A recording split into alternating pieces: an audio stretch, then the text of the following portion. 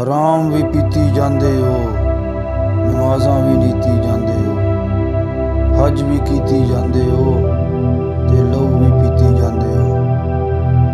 दसो बुले नू सारे एक ही कीती जांदे हो, दसो बुले नू सारे एक ही कीती जांदे हो।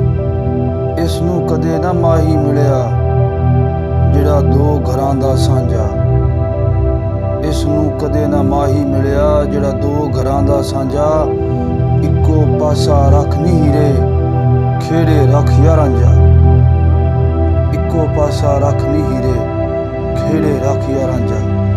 ए इश्क शतरंज दी बाजी नहीं जिन्नू गोटियां मार के जितना है, ना इश्क तवाइफ दा कोठा है जिथे दौलत वार के जितना है। इस पाक शफाफ मुहब्बत नू सुख चैन सवार के जितना है। ए इश्क तो ऐसी बाजी है जिन्हों जिंदगियां हार के जितना। उच्चे महल दे विच बह के घर आखण खंडरां नू, मल मल साबन जहर संवारन लगे जाले अंदरां नू।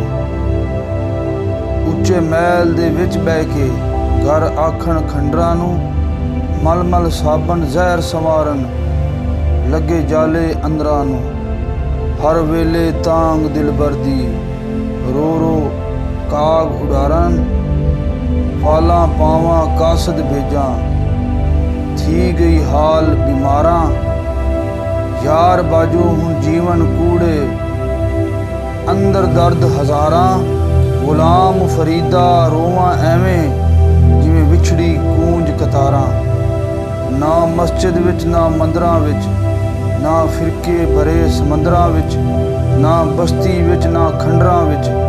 रब रचाई खेड़ मन अंदरां विच, डुब गए प्यार परीतां पिछे, सदरां मोए रीतां पिछे।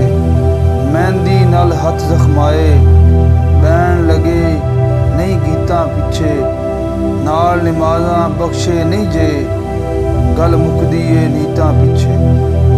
एक फितरत ना बदली दुनिया दी, लोकी दुनिया बदलदे फिरदे ने। रब खेड़ रचाई अकलां दी, रब खेड़ रचाई अकलां दी, लोकी शक्लां बदलदे फिरदे ने। जन्नत वड़सां ना दोज़ख वड़सां, बस यार दे फरीद कोल खड़सां।